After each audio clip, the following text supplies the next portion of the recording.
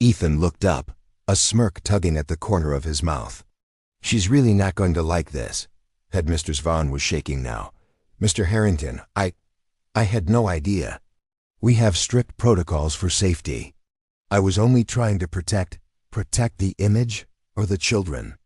I interrupted, opening the door to the Silverado. The rusty hinge screeched, cutting through the silence of the parking lot.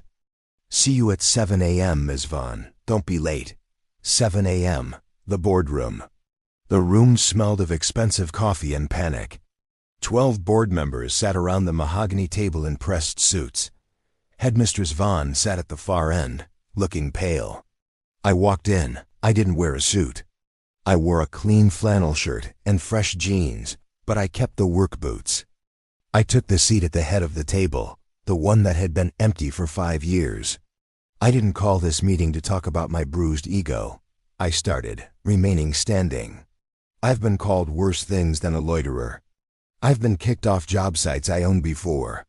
My skin is thick." I tossed the security log from the previous day onto the table. "I called this meeting because of culture." A board member named Davis cleared his throat.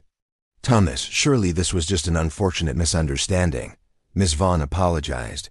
She apologized when she found out. "I had money," I said quietly.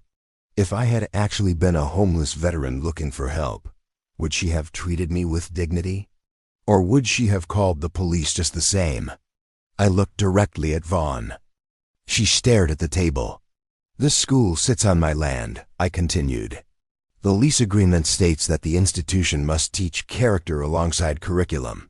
Sneering at a man because his truck is rusty isn't character, it's classism.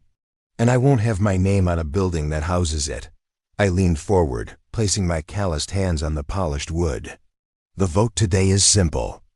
Option A, Ms. Vaughn resigns, effective immediately, and we implement a mandatory community service curriculum for all staff and administration. You need to remember what it feels like to work with your hands." "And option B?" Davis asked nervously. "Option B, I revoke the ground lease. I refund the endowment.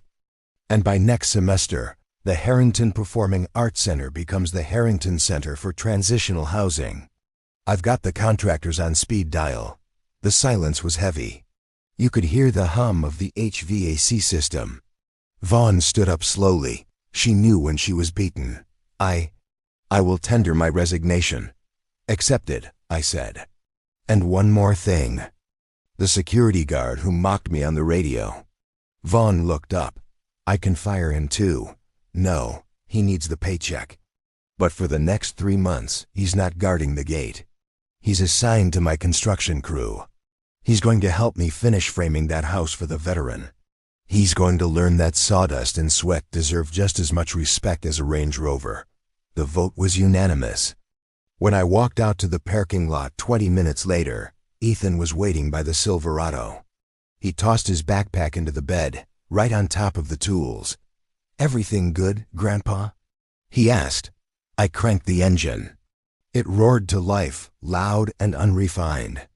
"We're going to need to buy an extra hammer," I said, putting the truck in gear. "We've got a new apprentice starting Monday."